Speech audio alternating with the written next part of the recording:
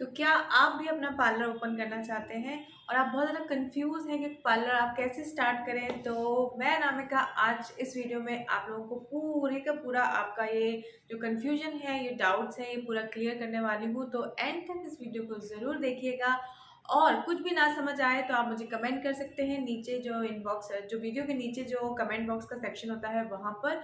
इसके अलावा आप मुझे इंस्टाग्राम पे फॉलो कर सकते हैं। मेरा इंस्टाग्राम आईडी है अनामिका जॉय सिंह के नाम से। और जो लोग ये वीडियो पहली बार देख रहे हैं उन सबको मैं बताना चाहती हूँ कि मैं इस वाले चैनल पर, यानी कि अनामिका जॉय सिंह चैनल पर, मैं लेकर आती हूँ पार्लर से रिलेटेड क्लासेस। बेसिकली मेरा मोटिव है उन महिलाओं, उन गर्ल्स के लिए जो सच में अपनी लाइफ में कुछ करना चाहती हैं और पैसों के कारण वो पार्लर कोर्स नहीं जा सकती सीखने, या पैसों की प्रॉब्लम नहीं हो या कोई और प्रॉब्लम है, वो घर से नहीं निकल सकते हैं, शादी हो गई है, बच्चा छोटा है, बहुत सारे रीजंस होते हैं। और अगर ऐसे में आप घर से नहीं निकल सकती हैं तो आप घर पे बैठकर आराम से A to Z मेरे पार्लर की सीरीज को देखकर, क्योंकि मेरे जो वीडियोस आते हैं वो आते हैं मंगलवार, बुधवार और शुक्रवार को, और संडे को मैं जब भी पॉसिबल होता है मैं लाइव आती हूँ और आप लोगों के डाउट्स को क्लियर करती हूँ आकर। तो ऐसा नहीं है कि आप पार्लर जाकर ही पार्लर सीख सकते हैं। मेरे साथ बहुत सारे ऐसे लोग जुड़े हैं इतने सालों में, जो मेरे क्लासेस को देखकर घर बैठे उन्होंने पार्लर का कोर्स किया और उसके बाद उनको जो डाउट आता है वो मुझे इंस्टाग्राम पे पूछ लेते हैं या फिर कमेंट सेक्शन पे कर लेते हैं। अदरवाइज आप मुझे मेल भी कर सकते हैं। मेल आईडी मेरा यूट्यूब चैनल पे डिस्क्रिप्शन में दिया हुआ है, madhuryaanandkar@gmail.com है। बहुत सिंपल सा है। अगर आपको कोई भी कंफ्यूजन हो तो आप डायरेक्टली मुझे मेल भी कर सकते हैं। बेसिकली आज का ये जो वीडियो है ये हाईली हाईली रिक्वेस्टेड वीडियो है। द रीज़न बीइंग कि आप में से कई लोग पार्लर तो खोलना चाहते हैं। अब उन्होंने मेरे साथ मेरे से या कहीं और से पार्लर सीख लिया और आपको डाउट है कि अब हम अपना पार्लर स्टार्ट कैसे करें, कितनी लागत लगती है, कैसे होता है, क्या होता है, ये सारी चीज़ें मैं आज आपको इस वीडियो में पूरा का पूरा क्लियर कर दूंगी। तो मेरी कोशिश अच्छी लगे तो बिना सोचे इस वीडियो को लाइक कर देना। इसके अलावा अगर आप चाहें तो अपने फ्रेंड्स और फैमिली के साथ, कलीग्स के, मतलब जो भी इससे रिलेटेड है उनके साथ शेयर कर सकते हैं ज़्यादा से ज़्यादा। और सब्सक्राइब बिना किए मत जाइएगा। तो चलिए आज के टॉपिक पर आते हैं। इससे पहले जो हमारा एक फर्स्ट स्टेप होता है वो होता है प्लानिंग का step. Planning in the sense, for example हमारे घर में छोटा मोटा फंक्शन भी होता है तो उसके लिए भी हम प्लान करते हैं। और ये तो पूरा एक आप अपना एक बिजनेस ओपन करने वाले हैं तो आपको सबसे पहले और फोरमोस्ट इम्पॉर्टेंट थिंग है, यू हैव टू प्लानिंग, मतलब आपको बहुत अच्छे से प्लान करना पड़ेगा। तो प्लानिंग में सबसे पहले जो चीज़ आती है वो आती है लोकेशन। लोकेशन से, लोकेशन इन द सेंस कि आप अपना पार्लर ओपन कहाँ करना चाहते हैं। मतलब आपने एक बार सीख लिया, आपको पार्लर का सारा काम आ गया, नाउ अब आपने स्टार्ट किया सोचना कि नाउ मैं रेडी हूँ अपना पार्लर ओपन करने के लिए। लेकिन हम स्टार्ट, मतलब लोकेशन यानी कि एरिया कहाँ पर स्टार्ट करेंगे। अब ये दो चीज़ें हो सकती हैं। हो सकता है आप मेन मार्केट में खोलना चाह रहे हो पार्लर, या फिर आप अपने घर में खोलना चाह रहे हो। ओके, तो ये चीज़ें आप पे डिपेंड करता है कि आपके पास कितना बजट है, आप कितना ही लागत लगा सकते हैं। इसके अलावा लोकेशन तो आपने एक बार डिसाइड करने के बाद हम सेकंड स्टेप पे चलेंगे। लेकिन अगर यहाँ पर आप मुझसे एक कोई एडवाइस मांगते हैं, या बहुत सारे लोग मुझे मेल करते हैं, इंस्टाग्राम पे पूछते हैं, कमेंट करके पूछते हैं कि दी हमारा बजट इतना नहीं है। क्योंकि स्टार्टिंग में जब भी हम कोई बिजनेस स्टार्ट करते हैं तो ज़रूरी नहीं है कि सबके पास बजट बहुत ज़्यादा ही अच्छा हो। ऑनेस्टली जब मैंने भी अपना पार्लर स्टार्ट किया तो मैंने भी अपना, बहुत सारे लोगों को पता है जो मेरे से पहले से जुड़े हुए हैं, जो पहले से मेरे स्टूडेंट हैं, उनको पता है कि मैंने स्टार्टिंग जो अपने पार्लर की थी वो अपने घर से ही की थी।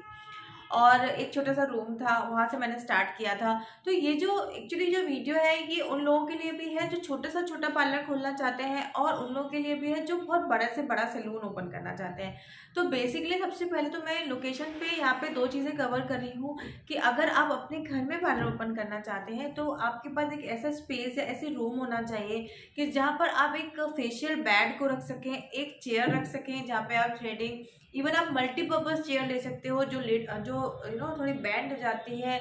और उसके अलावा ऑफ कोर्स एक मिरर की ज़रूरत तो आपको पड़ेगी ही पड़ेगी। ये बात कर रही हूँ मैं तब की जिनका बजट थोड़ा कम है और जो घर से स्टार्ट करना चाहते हैं, या आपके घर में जगह नहीं है तो आप आस पड़ोस या कहीं पर कहीं भी लोकेशन देखकर रेंट पे जगह ले सकते हैं, लेकिन उसके लिए आप बहुत ज़्यादा खर्चा करने की मत सोचें, क्योंकि स्टार्टिंग में मैं हमेशा यही एडवाइस करती हूँ, जो भी नया बिजनेस करें उस पर कम से कम खर्चा करें, क्योंकि कोई भी आप बिजनेस स्टार्ट करेंगे ना, उसमें टाइम लगता है आपका नाम कमाने में। ऐसा नहीं होता है कि आपने जिस दिन से स्टार्ट किया उसी दिन से आप बहुत ज़्यादा प्रॉफिट में रहने लगे। तो इसीलिए हमेशा जब भी आप पार्लर स्टार्ट करने की सोच रहे हैं, तो first and foremost important thing कि आपको पेपर और पेन लेकर बैठना है, and you have to decide your location कि where you are going to start your this business, कि आप कहाँ से स्टार्ट करना चाहते हैं। और जो प्रोडक्ट्स वगैरह होंगे वो मैं अभी आगे इस वीडियो में बताऊंगी, तो बने रहिएगा। जिनका अच्छा बजट है, अच्छा खासा बजट है, तो अगर आप मार्केट में खोलना चाहते हैं तो आप मार्केट में भी ओपन कर सकते हैं, और बट आपको उसके लिए रिसर्च करनी पड़ेगी कि कितना रेंट है आपके जिस मार्केट में, जिस एरिया में आप खोलना चाह रहे हैं, या आप खुद की जगह लेना चाह रहे हैं, तो ये डिपेंड करता है। तो ये डिपेंड करता है आपके बजट पर। तो यहाँ पर हमने की लोकेशन की बात, में लोकेशन हमारी क्लियर हो गई, उसके बाद आपको रिसर्च करनी पड़ेगी। अब मैं दोनों ही चीज़ें लेकर के चलूँगी साथ साथ, कि जो लोग घर में अपना पार्लर ओपन कर रहे हैं या जो लोग बाहर अपना पार्लर ओपन करना चाहते हैं मार्केट में, दोनों ही तरफ से आपको रिसर्च करनी पड़ेगी। फॉर एग्जांपल, अब मैं फिर से घर पे कर रहे हैं या छोटा सा बजट है उनका, कम बजट है, और आप घर के आसपास करना चाह रहे हैं, तो आप क्या कर सकते हैं, आप रिसर्च करेंगे कि आपके आसपास, घर के आसपास जितने भी पार्लर हैं आपके एरिया के पास, उनके क्या उनकी रेट लिस्ट चल रही है, क्या वो यू नो रेट, मतलब रेट लिस्ट इन थ्रेडिंग के कितने पैसे लेते हैं, वैक्सिंग के कितने पैसे लेते हैं, फेशियल का कहाँ से स्टार्ट होता है, मेकअप, मतलब कहने का मतलब है आपको उनका पूरा एक रेट लिस्ट की रिसर्च करनी पड़ेगी। सेकेंडली, फॉर एग्जाम्पल, अगर आप मार्केट में ओपन कर रहे हैं पार्लर, तो मार्केट में आपको जहाँ भी आप पार्लर ओपन करने वाले हैं, तो वहाँ पे जितने भी पार्लर्स हैं उन पे जा जाके आपको रिसर्च करना पड़ेगा। इनफैक्ट आपको काम भी कराना पड़ेगा। अगर आप घर पे खोल रहे हैं, तो घर के आसपास जितने भी पार्लर हैं आपके, वो लोग क्या प्रोडक्ट यूज कर रहे हैं और वहाँ की जो लोग हैं वो क्या डिमांड करते हैं।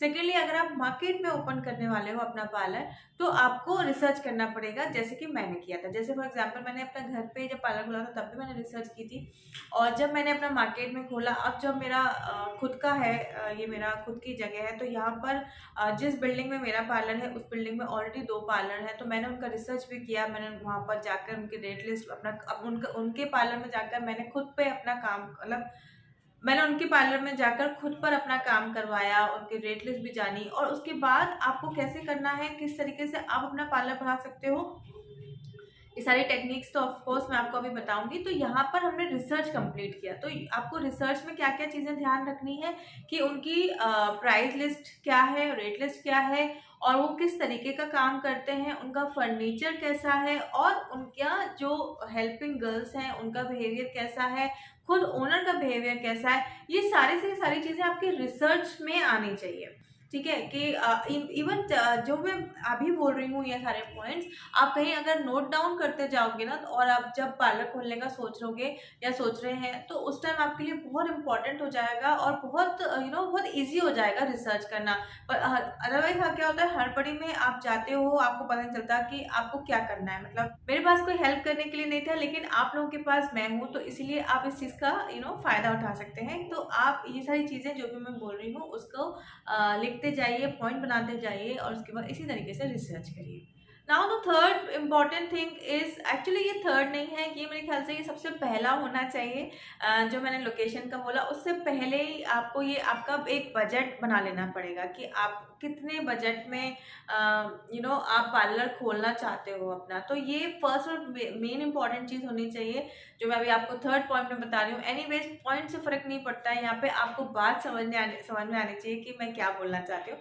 तो बेसिकली आपने सबसे पहले अपना बजट निकाल लोगे कि आप कितना खर्चा कर सकते हो अपने पार्लर ओपन करने में, उसके बाद ही आप कर सकते हो। और मैं आपको ऑनेस्टली बता रही हूँ कि कम से कम बजट में, यानी कि आप बहुत कम बजट भी होगा ना, उसमें भी आप अपना पार्लर आसानी से खोल सकते हैं। इसके वीडियोस मैं ऑलरेडी पहले भी आप लोगों के साथ शेयर कर चुकी हूँ, अपना एक्सपीरियंस भी शेयर कर चुकी हूँ, और बहुत सारे धक्के मुक्के खा खा के यहाँ तक पहुँचे हैं।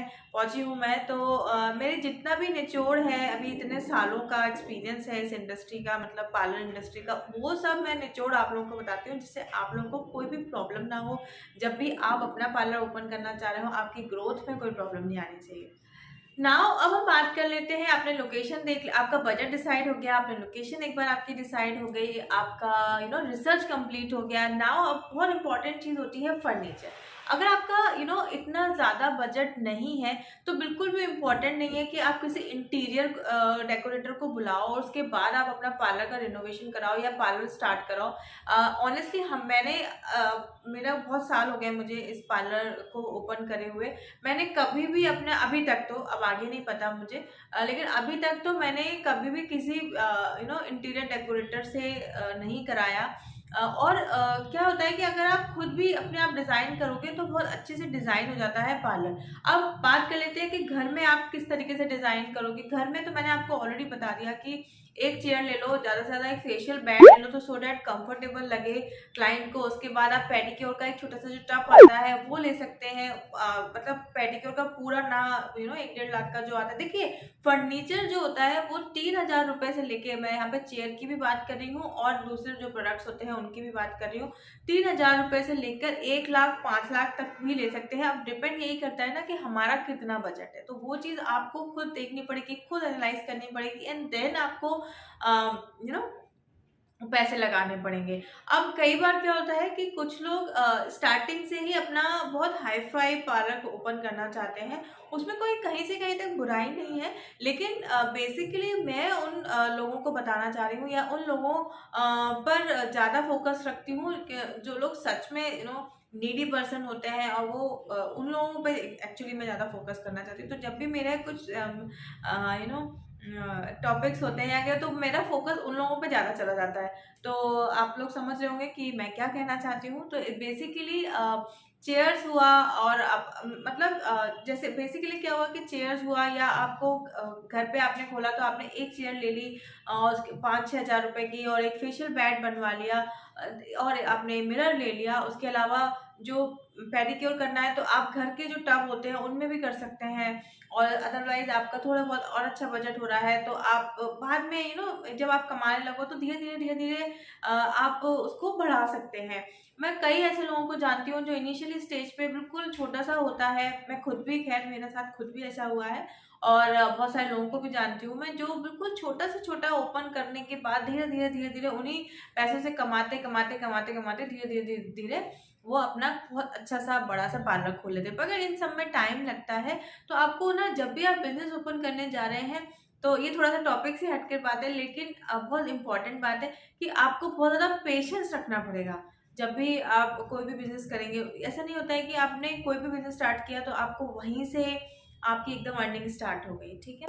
एनीवेज, तो यहाँ पर मैंने आपको बताया कि आप फर्नीचर अपने बजट के हिसाब से ले सकते हैं, और जो घर में खोल रहे हैं उनको सिर्फ एक चेयर से ज़्यादा ज़रूरी नहीं है।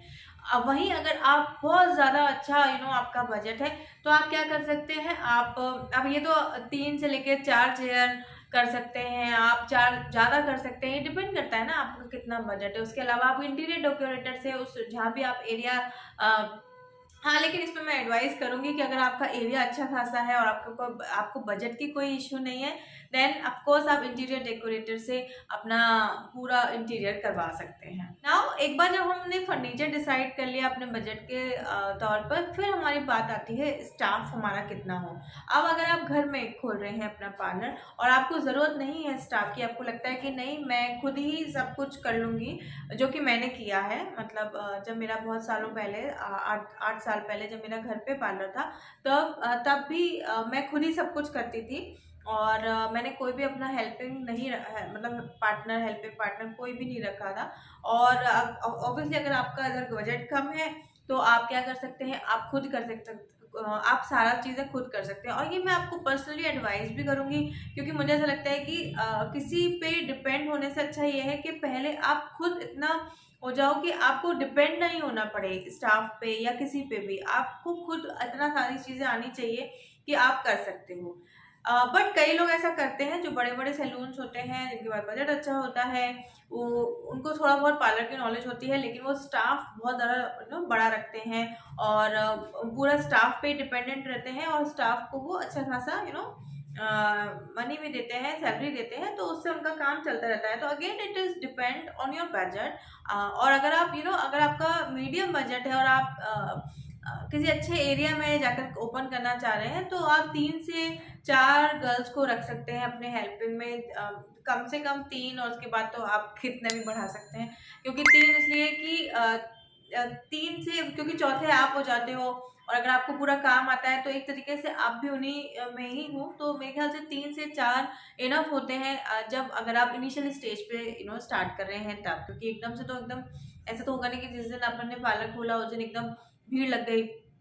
तो धीरे धीरे करके आप अपने स्टाफ को भी बढ़ा सकते हैं। जो बहुत इंपॉर्टेंट बात है वो है प्रोडक्ट्स की बात। जी हाँ, तो जैसे आपको मैंने अभी बताया था रिसर्च की बात, जैसे मैंने आपको सेकंड पॉइंट बताया था कि आप लोकेशन के बाद स्टार्ट करेंगे रिसर्च करना कि आपके आसपास जो पार्लर है वो क्या रेट लिस्ट रख रहे हैं। तो इसी में आपको क्या करना है, आपको ये देखना है, अगेन मैं रिपीट करूंगी ये बात जो मैंने अभी पहले बताई थी, कि आपको प्रोडक्ट्स देखने हैं कि आपके आसपास जो एरिया जहां आप खोलने वाले हैं पार्लर, वहां पर कौन से प्रोडक्ट ज़्यादा डिमांड में है और और उसके अलावा उनकी क्या रेट लिस्ट चलती है।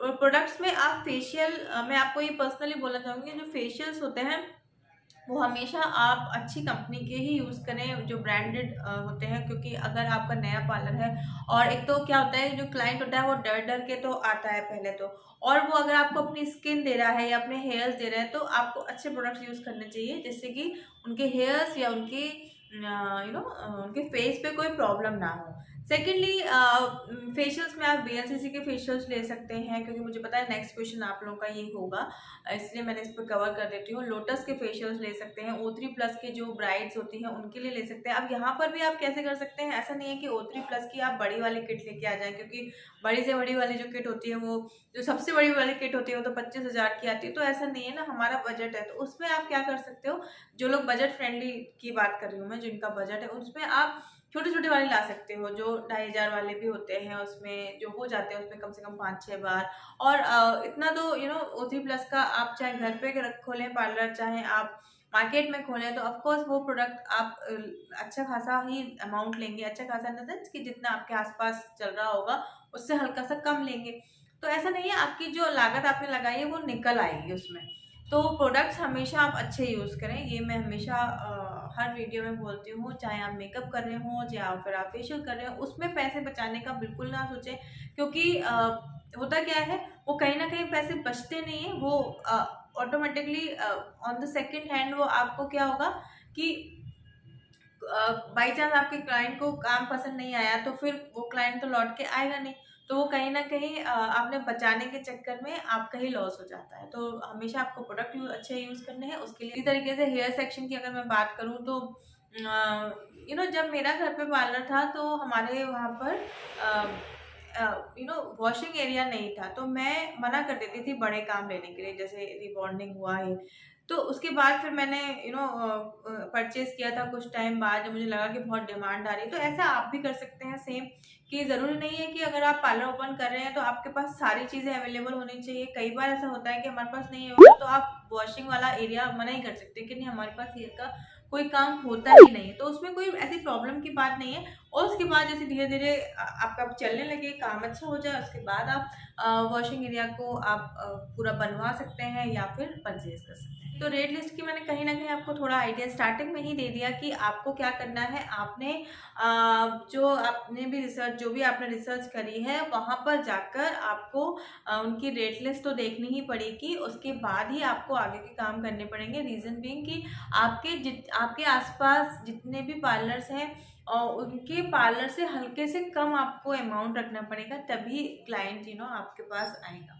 तो ये तो रेट लिस्ट है, और रेट लिस्ट आपको अपने जिस एरिया में भी आप पार्लर ओपन करने वाले हैं उस हिसाब से ही आपको बनानी पड़ेगी। इसका मतलब है कि अगर आपका बहुत कम बजट है और उसके अलावा अगर आपके पास बहुत ज़्यादा अच्छा बजट है, दोनों ही तरीके से आपको इन पॉइंट्स का ध्यान रखना पड़ेगा जो पॉइंट्स मैंने आज कवर करे हैं। तो आपको कुछ भी प्रॉब्लम नहीं आएगी। आप लोगों की रिक्वेस्ट पे मैंने ये वीडियो बनाया है। और अगर इसी तरीके से अच्छे अच्छे टिप्स एंड ट्रिक्स आप जानना चाहते हैं पार्लर से रिलेटेड तो मेरे चैनल को ज़रूर सब्सक्राइब करिएगा। इसके अलावा अगर आपको कोई मुझसे और कुछ पूछना है इन्हीं टॉपिक्स के बारे में तो आप मुझे कमेंट सेक्शन में कमेंट कर सकते हैं। मुझे इंस्टाग्राम पे टैग करके पूछ सकते हैं, क्योंकि कई बार आप लोगों का ये क्वेश्चन होता है कि दी हम पूछते हैं आप आंसर दीजिए, क्योंकि मेरे पास बहुत सारी रिक्वेस्ट होती हैं तो मैं हर किसी के मैसेज नहीं पढ़ पाती। लेकिन अगर आप मुझे टैग कर लेंगे तो वहाँ पर मैं आपके मैसेजेस ज़रूर देखूँगी। So guys thank you so very much for watching. और अगर आपको अच्छा लगा हो ये वीडियो तो लाइक ज़रूर कर दीजिएगा, इंस्टाग्राम पर ज़रूर फॉलो करिएगा। अब मिलेंगे अपने नेक्स्ट वीडियो में। Thank you so very much, bye bye, take care.